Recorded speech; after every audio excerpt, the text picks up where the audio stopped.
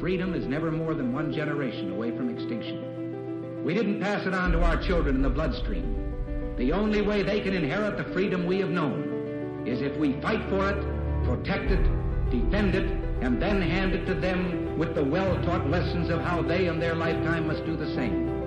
And if you and I don't do this, then you and I may well spend our sunset years telling our children and our children's children what it once was like in America when men were free. Welcome back, everyone, to Patriot Coalition Live. I'm Matthew Nugent. And I'm Jason Mrochek. Thanks for joining us today, everybody. Our goal is to create a timeless resource to teach about the U.S. Constitution and the proper role of government, the importance of America's Judeo-Christian heritage, and how to defend against threats to our republic. Folks, we want to engage members of our armed forces, veterans, first responders, and the patriots who support them in their noble professions. We also want to engage teenagers who want to be patriots and serve our country. Young soldiers, sailors, Marine, airmen, Coast Guard folks, Coasties, and here's a new one, Space Troopers. Yeah, there you go. That's our label for the new Space Force. So until somebody comes up with something different, that's what we're going with. So let us know if you like it or not. Yeah, we searched the internet and that was the most popular. If you're a space trooper out there and you or you hate it or love it, let us know. Okay. Your support's important to us. Please support us at patriotcoalitionlive.com/support. Weekly episodes are available Tuesday mornings where you get your podcasts, places like Apple Podcasts, Spotify, Google Podcasts, and iHeartRadio. You can also find us at patriotcoalitionlive.com. If you'd like to see this podcast episode on video, you can find us at patriotcoalitionlive.com or at the alternative to YouTube that is not censored, and that's rumble.com, rumble.com. Okay, y'all ready? I know I am. All right, let's do this. Okay, today the title is, of course, Birth of a Great Nation and Embracing Liberty, the Declaration of Independence. This is part 1 of 3. Now, I'm really excited about Jason and me bringing this to you today because usually discussing founding documents is very dry, it's boring, and you fall asleep. Okay, maybe that's just me, okay? Jason's got this, incredible gene that he just can go and read this stuff. It's incredible, okay? So we've got Jason and me, and this is going to be awesome, okay? We're going to give it in context of, we're going to break it down, put it in today's language. We're going to give it to you in bite-sized pieces, okay? So if you have the Constitution with you in your pocket, pull it up online, the Declaration of Independence, follow along with us, okay? Our goal, so that when we're done here, this is 1 of 3 parts, but after 3 episodes, you will literally be able to be competent, conversant, and comfortable with sharing this with whomever you're around, whether you're in high school, college, if you're in the military, you can speak to your fellow troopers, space troopers, if you will, and you'll amaze everyone. Because typically, when you hear about the founding documents, it's like, I love liberty, I love freedom, the Constitution's awesome, the Declaration of Independence is awesome. Well, tell me about it. All men are created equal. That is true. That is true. And there's more exciting stuff to that, especially when you add context and put a story behind it. And I think you guys will really enjoy this, okay? Let's first talk about where we are on our journey at Patriot Coalition Live. Yes. So great intro, Matt. I think, if you followed along with us, we've kind of taken you on this journey that started from, what makes America great, generally. And as we started to talk about more specifics, we kind of talked to you and told this audience about how freedom came about in America, right? Freedom's always been there, but it's only recently that we've actually embraced it and defended it, which is part and parcel to why we've entitled this episode Embracing Liberty, because we've just, in the last couple hundred years, 300 years, have only come around to embracing liberty. So the liberty's always been with us, as we've mentioned, and it was, been granted by God. And as we've discussed, it was John Locke who helped the founders, I should say, see things from that different perspective, kind of put it into a format that they could understand and they can articulate to each other. And so The Declaration of Independence, we talked about John Locke, and then we talked about what these concepts meant to us about the laws of nature, right? And all of these concepts being floating around in that time frame in the the 18th century, middle 18th century. And then as we started to get into fisticuffs with the Great Britain, right? As we started to get, that's right, all of their shenanigans that they were pulling on us, and we started getting more and more upset with the way that they were oppressing us. That's when these ideas, oh, wait a minute, remember that John Locke guy? He was saying something about the laws of nature, and that's right. I have individual liberty. We started thinking about, okay, if we're going to do this, and as we read, I think it was last week, about Patrick Henry's great speech, and give me liberty or give me death, we thought now is a time that we need to start talking about, okay, here's the actual words that we put on paper. And many of you probably have already read this, I'm sure, at least the preamble. But I'm still not convinced a lot of people have read the Declaration of Independence all the way through and really understood and sought to understand what it meant for us. And so today, and by the way, yeah, to your point, I read the entire Constitution, the entire Declaration of Independence this week for the first time. So if you, like Jason said, I'm confident that most people haven't read it. I'm one of those. So, if you haven't read it already, follow along with us. It'll take you, if you read it on your own, about 45 minutes. Okay. And this is going to be around that, but in 3 parts. Yeah. And so, again, just to catch you up to speed, I think last week in the last episode, we talked really about how the king of Britain, Great Britain, actually pushed us out of his protection, which meant that we were no longer swore allegiance to him, or we no longer had an allegiance to him. And so we were already independent as soon as he pushed us out. And so now that we were pushed into independence, we had to put on paper and make official and tell the world what it was that we were, why we were independent, and 2, the principles of liberty on which we were basing our nation on. So that kind of brings us up to speed. I think, a lot of it, there's this kind of this tone and word choice that they used. To your point, Jason, if we were, there was no perfect analogy for anything, guys, okay? But if you were to make an analogy and compare it to, so what is going on with the Declaration of Independence? How would you put it in today's terms that we could all understand? Imagine this. You've got a couple parents who are oppressive and abusive, and you've got pretty much a well-behaved teenager, 17-ish or so, and this child, young adult, says, enough, your oppression and abuse is too much for me. I love you, you're my parent, I'm supposed to respect you, but this is enough. And we're going to kind of walk through this with that metaphor or that comparison, if you will. And I think it'll help us understand it. And also the word choice that our founding fathers used, understand this, they were the most brilliant men of their time. Okay. Imagine the most intelligent, the most successful people and free thinkers. They were radical at the time, but they had vision ahead. They didn't necessarily want to be at war with England. Yeah. They were their relatives. I mean, a lot of people still love the monarchy, but they also love freedom more. Right. So the word choice that they use and the tone is, you're my parent, I want a relationship, but this has to stop.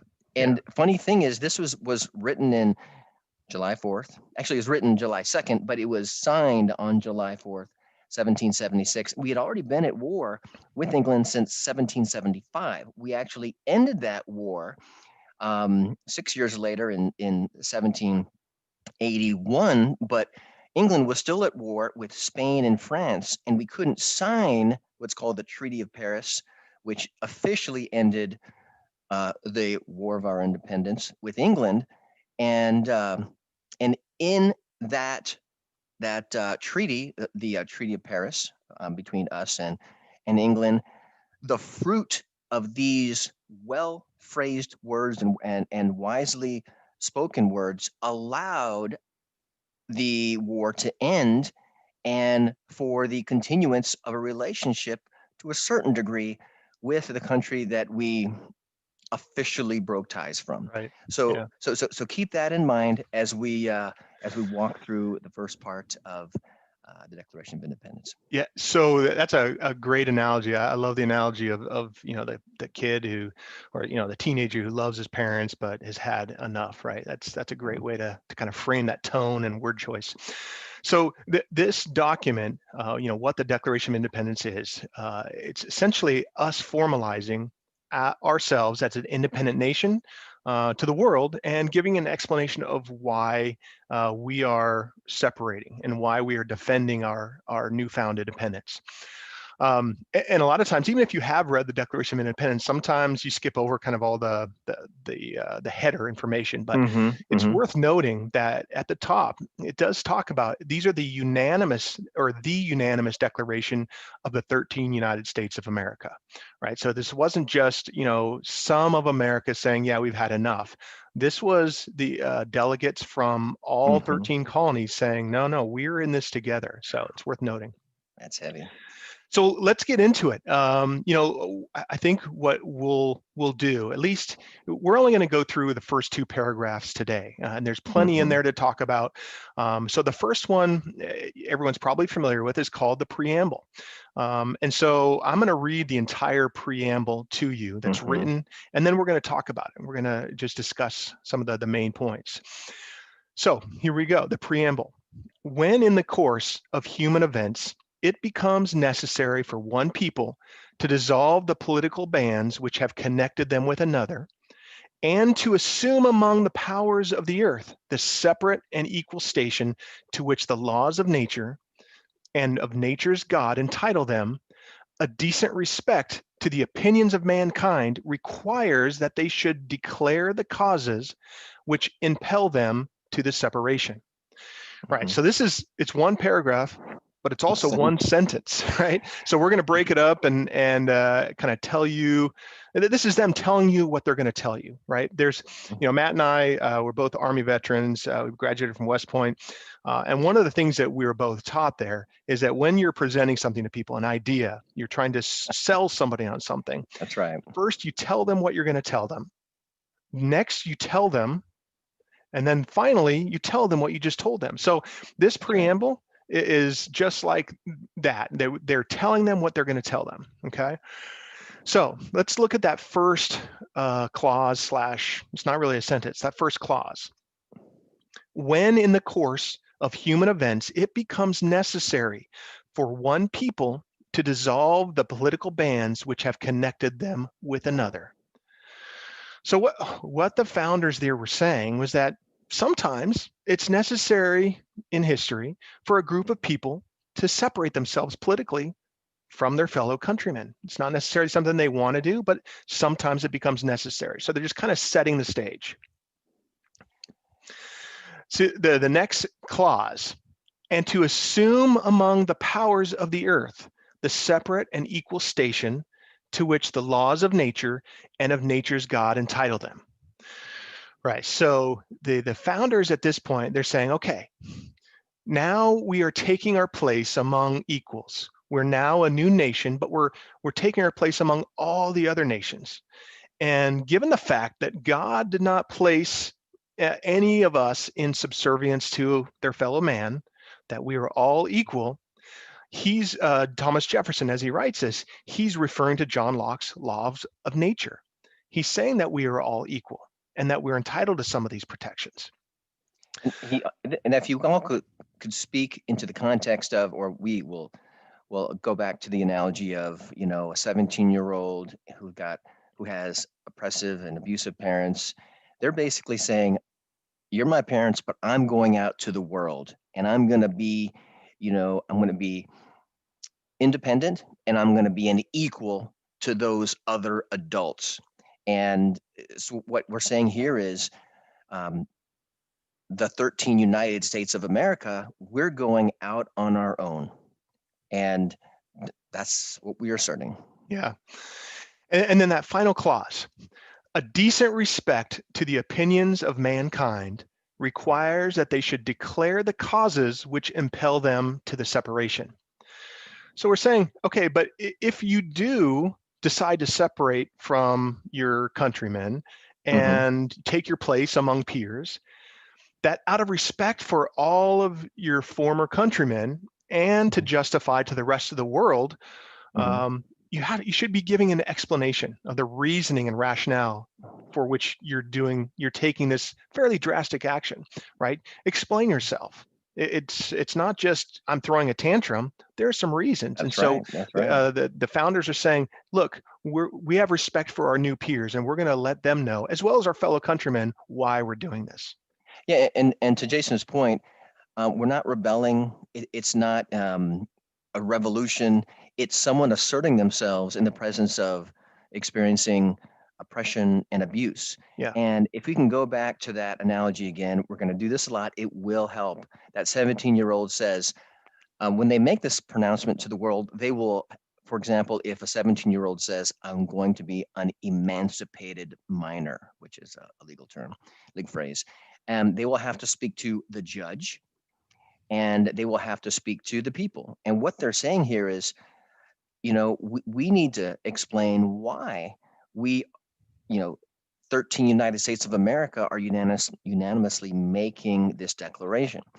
So, and it's not for a transient cause, but they're acting very maturely. Yeah. So, because once they make this declaration, they'll have to, in the future, work with England again, as well as address the rest of the world, the other nations of the world. And those other nations of the world, England very well could, and I'm sure they did, say, why are you trading with or working with a nation that revolted from us? When that would be a misstatement, and a misstatement of fact. It would be a lie, actually.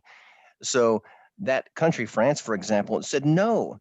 They gave a list of grievances, which are all true, and they said that we must state this, and they made a case which is supported by fact. Yeah. And then England could, yeah. I was just going to say, so this document is brilliant. It's one of the most brilliant documents I think I've probably read. But not only did they declare their independence and tell why and give the principles of liberty, but right here in the same document, they showed respect not only to their former countrymen, but to all the other nations, all in one document. They didn't have to do this, but they chose to show that respect, again, probably to take their place among their peers in the world. If you're following along with us, I'm going to read that part again. And our goal is for you to read along with us and to keep in mind what we just shared. So if you might read this a few more times with us, or listen to this a few more times with us, which we invite you to do. When in the course of human events it becomes necessary for one people to dissolve the political bands which have connected them with another, and to assume among the powers of the earth the separate and equal station to which the laws of nature and of nature's God entitle them, a decent respect to the opinions of mankind requires that they should declare the causes which impel them to the separation. End quote. So hopefully you guys found that beneficial. Let's go on a little bit further. Now we're going to go to paragraph 2, which we call the principles of liberty and our justification. That those aren't the words. That's just kind of how we describe. Yeah, it. That's our synopsis of what this paragraph is. And I'll tell you what, Matt, this paragraph right here is what gives me fire in the belly when it comes to, talking about liberty, defending liberty, sharing about liberty. I mean, this paragraph, it gives me chills when I read it, when I hear it, and this is what inspires me. Now, if you could imagine, now we're both military guys, okay? So we're officers, gentlemen, warriors, okay? Now, if you could imagine in the metaphoric tone, imagine you got a shotgun, make that sound. We hold these truths to be self-evident, meaning we stand on these truths. And what are they?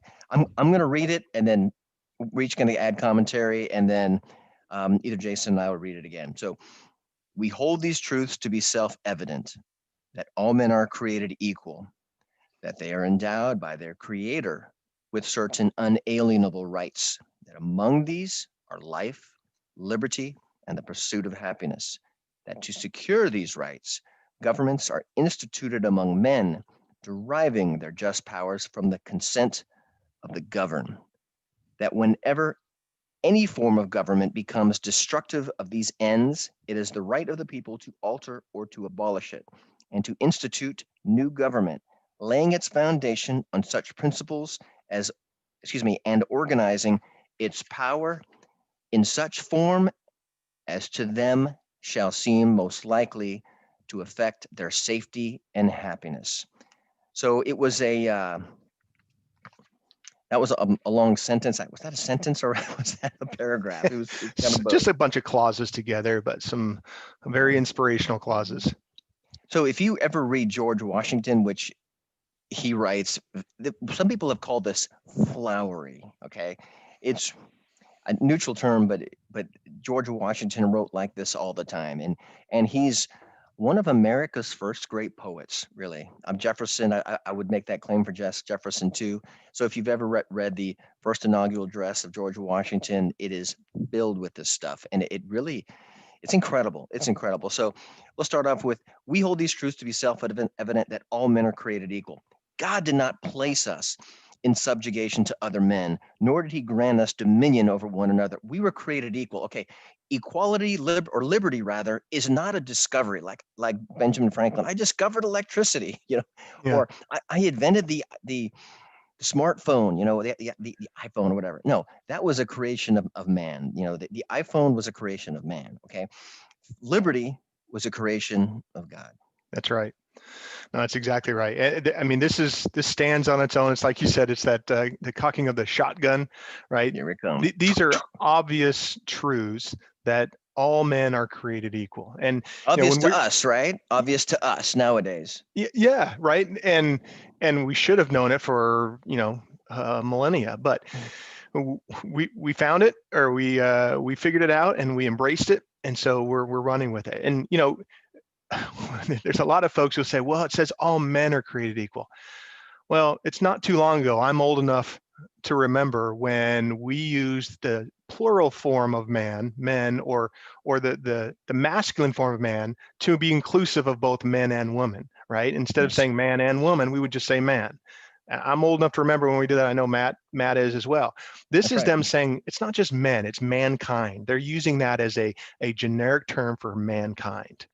Yeah, and even in Spanish, if you're speaking to or about a man and a woman, you don't go, and it's plural. You don't go los las, you go los, which is the plural, right? Which includes the feminine person. It's strange for us to even to have to explain this, but some people get up in arms about, oh, it's just men. But anyways, yeah, that's right.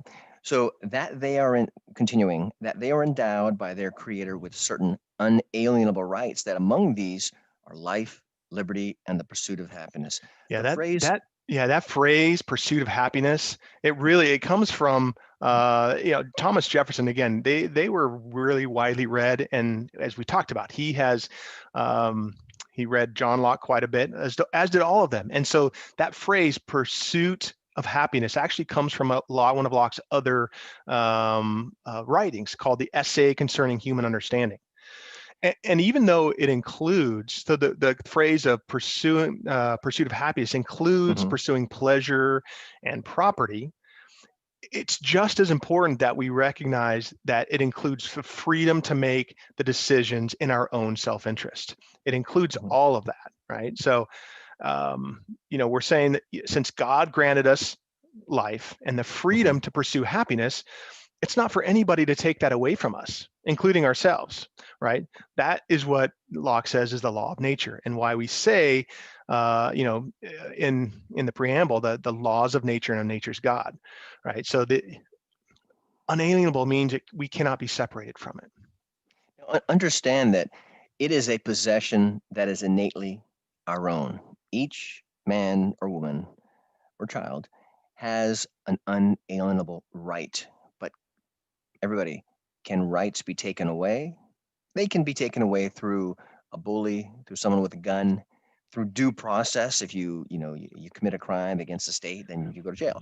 But understand that just to be clear, the right can't be taken away. The exercise of those rights or the can exercise be of those oppressed, rights. right? Yeah. Fine distinction of words. Thank you, Jason. There you go. So his superpower is words, definitely. So moving on to the next clause, that to secure these rights, governments are instituted among men deriving their just powers from the consent of the governed. Now, hear that? To secure these rights, you have governments. And by the way, remember, the governments are put into power from us, the independent sovereigns.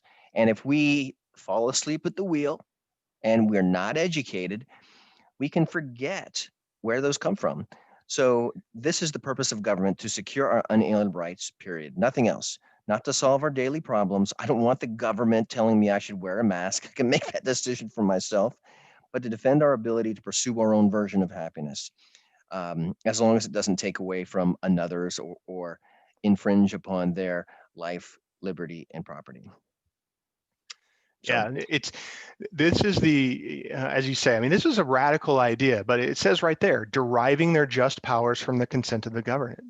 We're the only ones that allow them to do, them meaning the government, to do what they are. So it is the only authorized powers of government are those that we give them. So, and again, I'll just, reiterate what Matt said, because this is critical. That to secure these rights, governments are instituted among men. To secure what rights? Life, liberty, and the pursuit of happiness. That is, we tell people what the purpose of government is. It's to secure our unalienable rights, period. Nothing more, nothing less. So when people throw out there, well, it's not to, give people stuff. It's not to defend our safety, our physical safety, although that's part of being, free. That's not it. If we can't be free and we can't exercise our liberties, it doesn't really matter. The only safety that we're granted if we don't have liberty is that which the government gives us, right? We can only be as safe as they will allow us to be unless they first give us liberty. So that is the only purpose of government. Now, like Jason said, this is a radical concept, because most nations in the history of man up to that time were led by monarchs or tyrants, and they declared that you have rights because I say so, or because I give them to you, or if you're a monarch, I am here because of God. Yeah, or even put it in today's terms, if the government comes along and says, hey, we're going to do this because we need to keep you safe. No, that's not your job. Your job is to keep my liberty defended. So anyways, moving on. It's an important point. I mean, if anyone ever takes your rights to say, this is to help you, okay, unless they're your parent, okay, no, because I don't want a parent for government, okay? I want, I'm over 18. I'm out of the coop for many years, okay? But when someone tells you this is for your own good, or I'm from the government and I'm here to help, be very cautious. We joke about it a little bit here, but it's serious. Yeah. Because the more they take, we acquiesce and say, oh okay. But no, it erodes away our liberties little by little. So continuing, that whenever any form of government becomes destructive of these ends, it is the right of the people to alter or to abolish it, and to institute new government, laying its foundation on such principles and organizing its powers in such forms as to them shall seem most likely to affect their safety and happiness. So it follows that if government infringes on our liberty without our consent, that analogy, like I said, there's no perfect analogy. A child doesn't need to give the parent consent, but if a parent is abusive or oppressive, that child has a right to say, hey, I give you, mom and dad, I give you respect and obedience, and you're supposed to protect me. Well, if you're not protecting me, I mean, I can respect you, but I've got to get out. Yeah. So what they're saying here is that, if a government is not providing us what we are endowed by our creator, life, liberty, and the pursuit of happiness, then someone has delegitimized themselves as the leader as the parent, Right. as in the monarch, because monarch is a two-way street. You give your allegiance, I give you, if I'm the monarch, I give you protection. And what they're saying here is going further into why the King George III in this case has failed in that regard. Yeah, and he's at this point, they're acknowledging that, look, they're making the case. These are all the things which people can do, and they're saying generally, they're saying humankind. They're not just saying Americans. Mm-hmm. They're saying these are human rights, if you will. And Mm-hmm. in this case, they're saying if government infringes on these liberties without our consent, as we just said, that we give them the authority to do whatever that we want them to do. If they infringe on these liberties despite that, then we can just start over. We can create a government however we think it's going to ensure that our liberties and our pursuit of individual freedom and happiness, however it promotes that. So there you go. So Jason's got this fire in the belly about this one. Jason, you want to reread the entire thing? So this whole paragraph, but certainly this next section says, prudence indeed will dictate that governments long established should not be changed for light and transient causes. So we just talked about how, look, the government only exists if we create it. We give them the authority.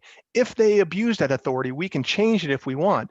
But having said that, if people have lived under the same government for a long period of time, presumably in relative safety and security and happiness, then we should really choose carefully whether or not we're going to attempt to change it for trivial reasons, or as they say, light and transient causes. We ought to think twice if we've enjoyed relative safety and security. And I mean, people today, I'm sure they'll recognize this if they think about this. This kind of speaks to us as well today. That's right. And imagine, going back to that analogy again, you got the 17-year-old in front of the judge saying, hey, judge, this is no small request I'm making. It is not a light and transient cause that I am making this request for. Yeah.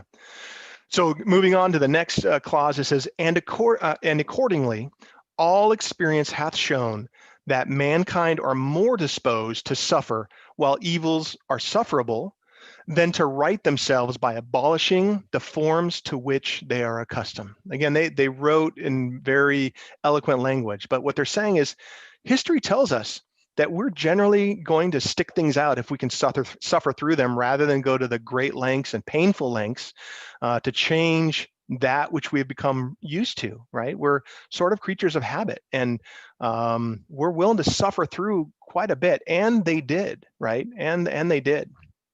Yeah, to this point, I think our founding fathers here, the authors, are really displaying wisdom, because most people will put up with a lot of crap. And most people, I found out, will be pushovers. And I am sorry to say that. Yeah. Because they're either, I don't want to make a big deal about it, or I'm scared. What will my friends say? I might get unfriended. This is me poking a stick at some people. However, when a leader stands up and says enough is enough, a leader is a majority, because a leader has a following. Okay, so you folks listening out there, you could be the one that are inspiring people, but understand that most people aren't going to do anything unless they've got a good reason. And here, our founding fathers are really just speaking great wisdom to us, that most people will put up with a lot of crap until they finally make something. In fact, this has been the U.S. in our history in some cases. Now, going back to the analogy of that 17-year-old, typically if that happens, it hasn't been going on for a week. It's been going on for years, which is exactly what happened in these 13 United States of America at the time. Yeah. And this was also, again, back to your comment about them being so wise. This is them preempting the accusations that, oh, you just don't like, paying taxes, or you don't like actually somebody telling you what to do. No, we've thought about this quite a bit. This is not something that we just impetuous, in all of a sudden said, oh, we're going to, separate from Great Britain. So, okay, so the next clause, but when a long train of abuses and usurpations pursuing invariably the same object evinces a design to reduce them under absolute despotism, meaning them being the people. It is their right, it is their duty to throw off such government and to provide new guards for their future security. So now they're saying we've set the stage for what liberty is and how we think that governments should be instituted, where they get their powers, and what to do if they abuse them. Now we're saying that if we're abused time and time again, and the goal for that abuse seems to be establishing absolute despotism, then not only is it the people's right, but it is their duty to remove the shackles of the current government and ensure their future liberty, right? It is their duty, right? We just said God has given them these rights, these protections, these liberties. If someone's abusing those and God has given them to me, to Matt, to you out there listening, it's your duty to stand up for that because God gave those to you. Make sense? So if you could draw this analogy to the 17-year-old again. So pretty much every teenager is going to think, Mom, Dad, you're oppressing me, or Mom, you're oppressing me, or Dad, you're oppressing me. Okay. Sometimes with what a teenager perceives as oppression is really discipline. Yeah. Okay. Now, what they're saying here is the discipline that England has put upon us is not discipline. It's more and more oppression, more and more abuse, which seems to have the end of total tyranny, despotism. Yeah.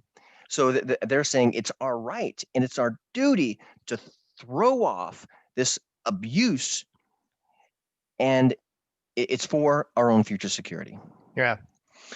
Okay. So wrapping up the second paragraph here says, such has been the patient sufferance of these colonies, and such is now the necessity which constrains them to alter their former systems of government. The history of the present King of Great Britain is a history of repeated injuries and usurpations, all having in direct object the establishment of an absolute tyranny over these states. To prove this, let facts be submitted to a candid world. So here it is. This is kind of their summation, right, before they start listing all the grievances. They're saying, we've told you all the things that we believe are the principles, or that we know are the principles of liberty, and how they've been violated, and how they can be violated, and what the measures are if they are. That's now right. They're saying, all these things we just told you, this is exactly what has happened to us in these colonies. And so we have to take action now. The king has tried to establish absolute tyranny. So now we're going to react, or rather, we will recite to you all of these trains of abuses that he has perpetrated on us. And we call those the 27 grievances. 27 grievances. That's exactly right. And that is going to be, we're going to sum up here in a second, but that's going to be part 2. And so anyway, guys, I hope this this has been helpful. Hope you followed along with us. But Jason, anything you want to add? Yeah, I think, so in this episode, again, we're doing this in 3 parts just because it's a lot of words that were written differently than we read them. So we told you kind of the preamble and what they're going to tell us, and we told you what they're going to tell us, and we told you kind of what those principles of liberty that they're basing this on, right? We've introduced the concept, they have introduced, and we've recited to you the basics of what the concept of individual liberty is, all those principles of liberty, particularly as a foundation for a new government, right? And keep in the back of your mind, these are, the founders in this document have espoused the principles of liberty that they will later build a government on. And they'll codify all of the laws that are going to protect these principles of liberty. So it's really, this document, it's a proclamation, not just to the Great Britain from whom they just separated, but also to the rest of the world, letting them know, look, we're independent. We're now going to establish a new form of government based on the laws of God, the laws of nature and of nature's God, as they say. And individual liberty is at the forefront. It is at the core of what we're going to be basing that on, because that comes from God and it's unalienable. It's not from a monarch. It's not from a government. They didn't give us that. We have it innately within us, and we will defend that. So it's just, this is really just the beginning, right? The beginning of a fight that, as Matt said, actually goes until 1783, right? And it's the strongest. Yeah, it's the strongest military. It's the most powerful country on the face of the planet at the time. And these truths, these eventually become the building blocks of, as I said, what we're going to found our country on, the Constitution, which was ratified in 1789. And one thing that I don't want us to lose sight of, these men and women during that time, they made some significant sacrifices. We'll see it later on in the document. They gave their lives, their fortunes, their sacred honor. These people knew that when they signed this, when they were fighting for this, it was considered treason. And they gave up a lot. A lot of them gave up their entire fortunes. They gave up their lives. And so we have to remember that today as we go about our lives and we are concerned, pick your concern of the day, right? Or you say, oh, it's not a big deal that they're asking me to do this. No, somebody fought for you way back when, and they've continued to fight for you up to today. So we can't lose sight of what has been sacrificed to make sure that we can live by these principles of liberty. So with that kind of recaps what we talked about today. And as Matt said, we're going to get into probably the roughly half of the 27 grievances next time. So we'll look forward to that. Yeah, what courageous people they were, not just brilliant, but they gave everything. And absolutely, Jason talks about they gave their lives, their future, their fortunes, and their sacred honor. And some of the founding fathers died, or they died in prison and lost many of their children. They were captured and who eventually that died in captivity. We'll talk about that on another episode. So great work, Jason. And everybody, thank you so much for joining us. Please go to Patriot Coalition Live to see this if you want to on video, or you can follow us on a podcast. Your support monthly is a big help to us. patriotcoalitionlive.com/support. If you do have any questions or topics that you would like us to cover, please go to the website and there's a place you can leave a message there. Thanks, everyone. We'll see you here next time. Take care, everyone.